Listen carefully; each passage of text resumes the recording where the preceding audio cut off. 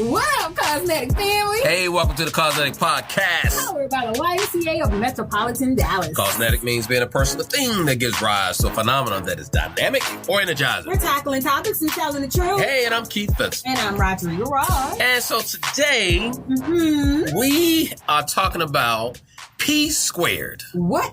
That sounds very high-level educational math major. But what is P squared? P squared. Oh, Professor. So when you take one P and you add another P. That would be multiply. So I'm dropping your class. Well, you don't know what to talk No, but then when you put that number 2 up in the right-hand corner of the P squared. You get P squared. You get what is P squared in this particular case, Professor? So we're talking about poor and poor. You gotta give me a little more. A little bit more. You need a little bit more than that. A little more than that. So there's this difference between urban poor and rural poor. Okay, poverty, but they're not the same. They're not the same. Okay, well let's talk about. And this. so when I did was doing some research on this, so this was real interesting because we want to say poor is poor. You know what?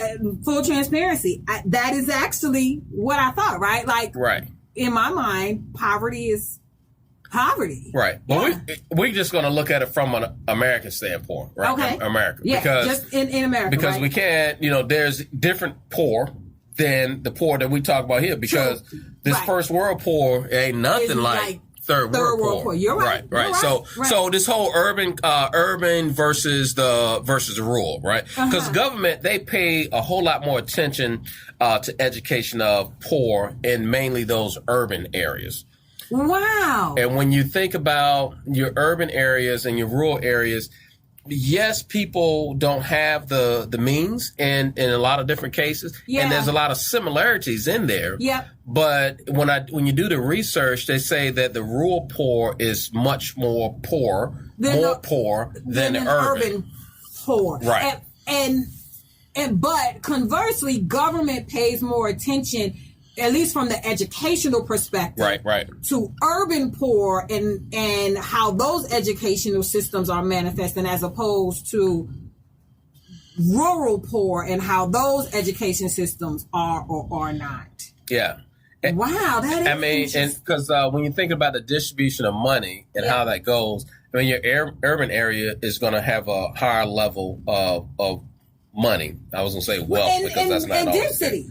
Right. Too. Like there are going to be more people who are considered poor in this urban area. Even though the level of poverty may be higher in a rural area, there are less people experiencing that. Yeah. Because even when you think about a food desert, meaning that there's not easy access to, quality foods, right? Yes. And in your urban area, because it is dense, at least your drive or your means of transportation to the store is, you have more opportunity. You have a few more options. But when you look at, just here in the Dallas Metroplex area, DART doesn't run everywhere. Yeah. Even if you have to walk, right? Like in an urban area, there's sidewalks. Right. In a rural area, it may not be sidewalks. So walking may not even be an option. So mobility looks totally different. And so folks that live in the rural areas, a grocery store, is not going to be as close. So a grocery store in an urban area, all right, that may be 20 minutes away. But you get out to the rural area, you're talking about maybe 30 minutes away. Wow. In some of those cases there. Yeah, and then you got to think through, what's going to be at that store, right? Is it going to be in a more urban area, and so that store has access to, decent foods and produce and that kind of stuff? Or even in that store being that far away, is it a much smaller, maybe a singularly owned, a kind of a mom and pop, if you will, operation where you can't even get some of the things you would get at in an urban area, heck, you can even have access to many of the convenience stores. Again, why it's not the highest quality, you just got more access to just the quantity of stores. But when you get out in the rural area, it's just, you don't have that. Wow. And so a lot of times we want to kind of put poor in the same box. And it's kind of the thing of equity that we talked about, right? And in terms of, equal means that everybody's going to get the same thing.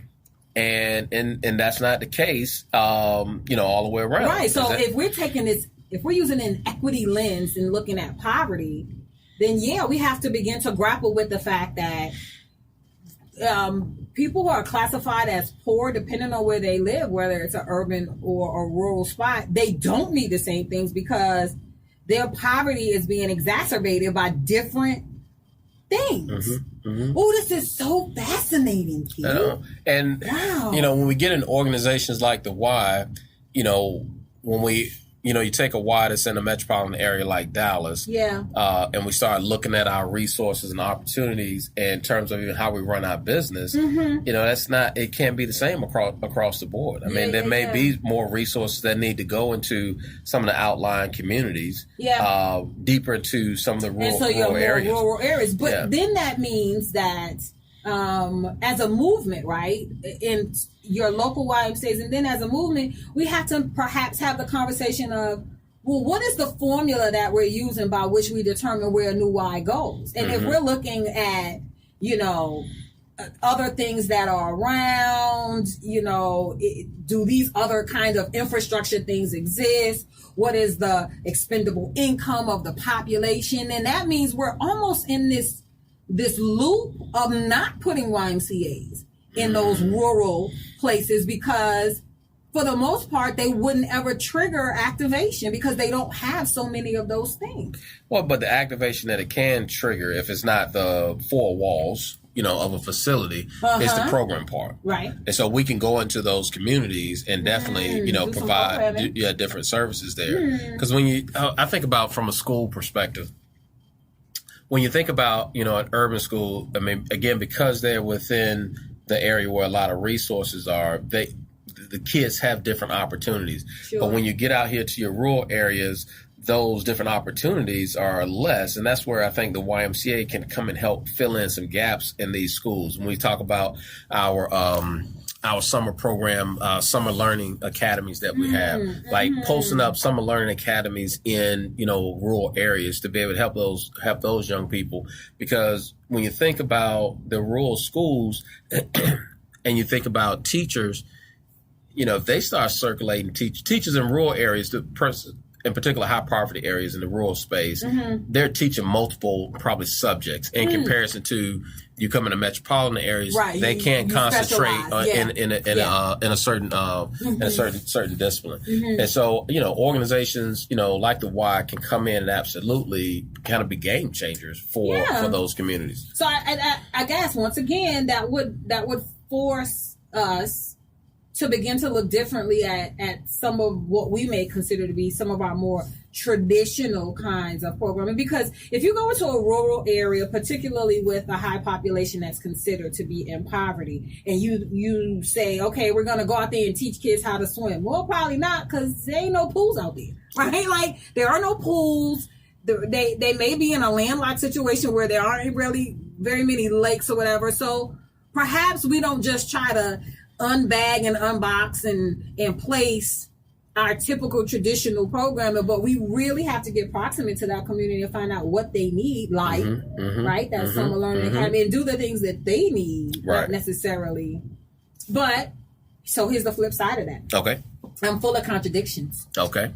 We're not the content experts in everything, right? Like, what if what that community really needs as an organization, we have no clue how to provide? How do we still support these communities? I mean, I think the approach is, it could be in the rural areas, could really be that door-to-door knocking.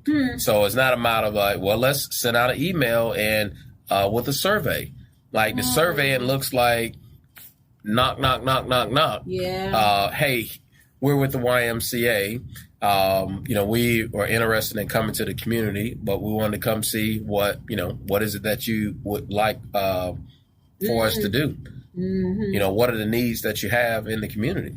And I bet the one place that even in some of your more under-resourced rural areas, the one place that they're going to have is a church.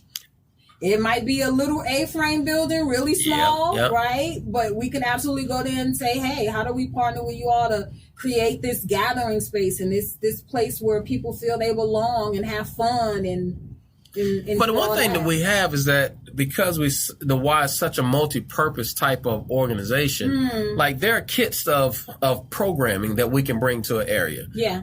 So when you talk about if it's, from a community health standpoint, like, all right, because the health disparity in rural areas is real. It's very real. And so, probably worse than in.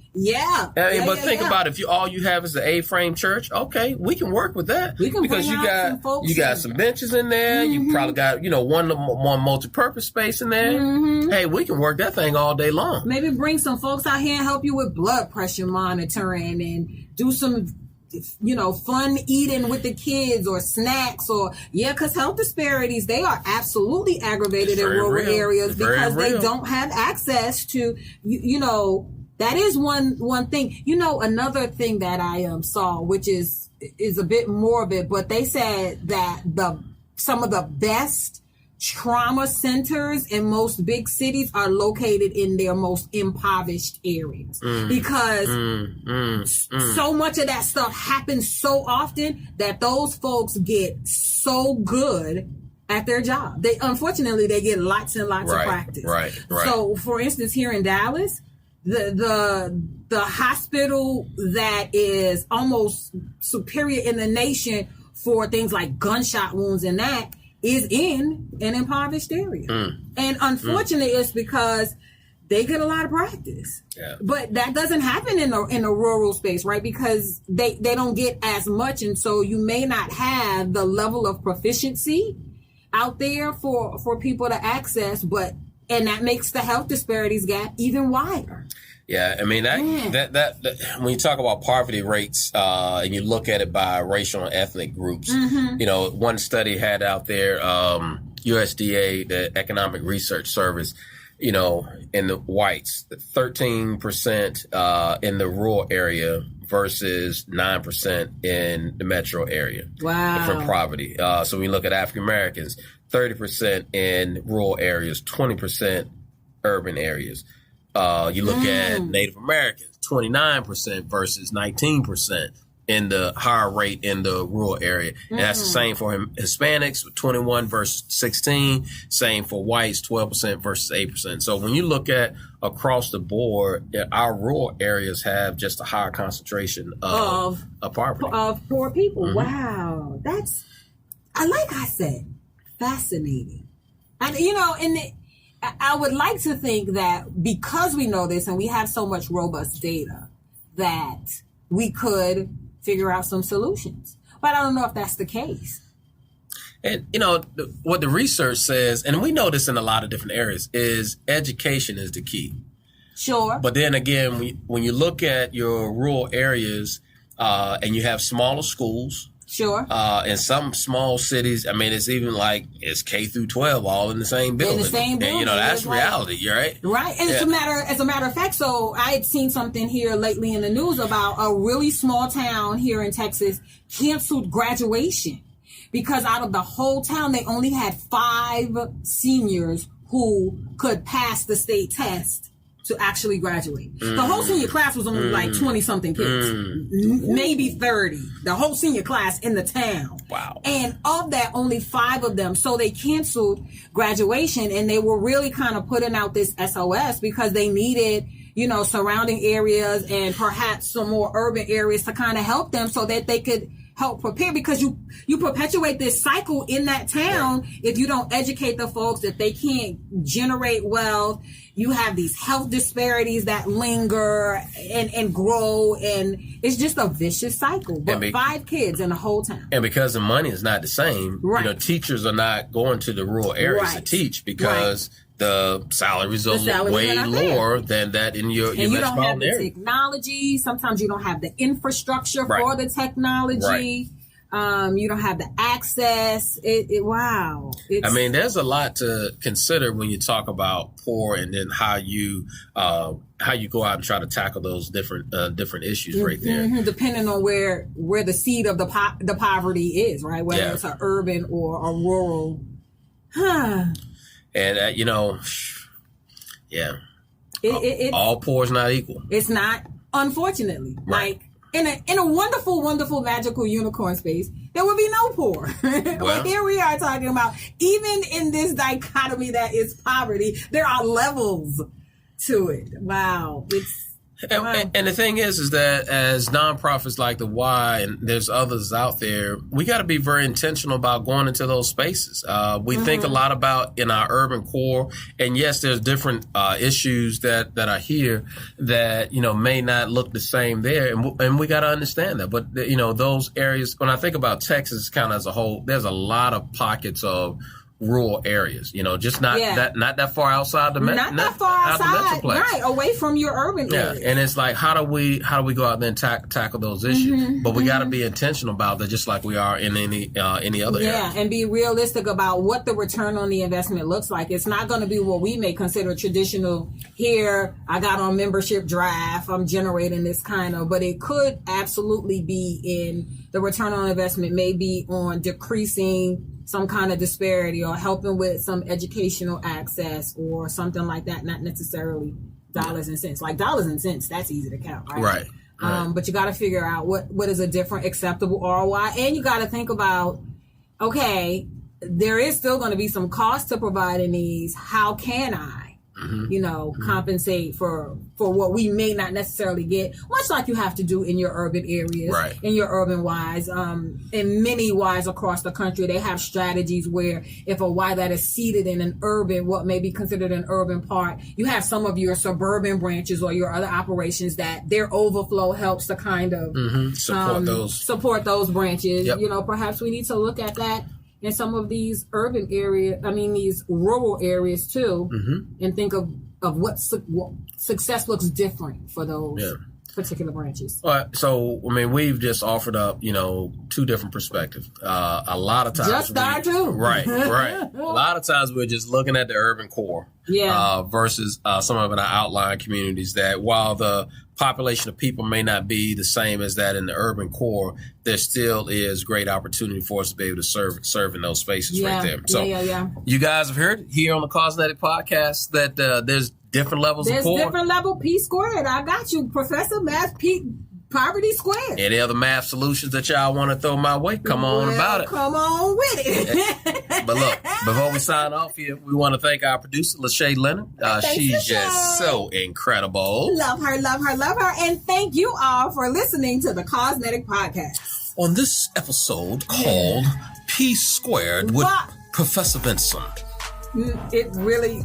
Wow. Even after that, family, please subscribe and listen to us weekly. Hey, look, while you're out there, don't be shy. Give us a 5-star review. And as always, be dynamic. Be phenomenal. And be CAUSENETIC.